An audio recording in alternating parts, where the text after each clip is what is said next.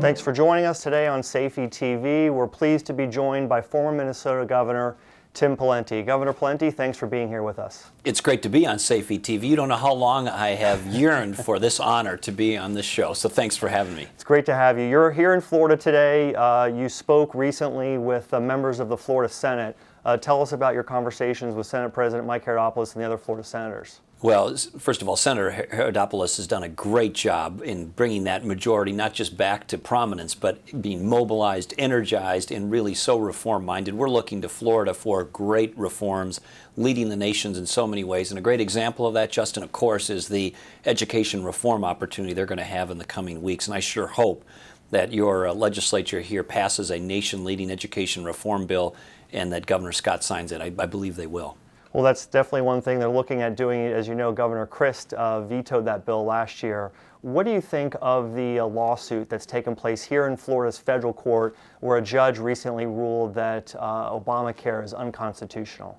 Well, as a party to the lawsuit that is trying to get it declared unconstitutional, I applaud Florida's leadership and efforts to get Obamacare taken down. I think it's one of the worst pieces and most misguided pieces of legislation in the modern history of the country. It goes in the exact opposite direction of the healthcare reform that we really need. We need market-based healthcare reform, not government-based healthcare reform.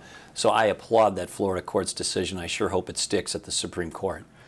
We have a new governor here in Florida. He took office on January 4th, Governor Rick Scott. Have you had a chance to meet with Governor Scott, and have you followed what he's been doing down here? And what's your assessment thus far of the job that he's done as governor? Well, I keep a close eye on Florida, in part because so many Minnesotans come here during the winter.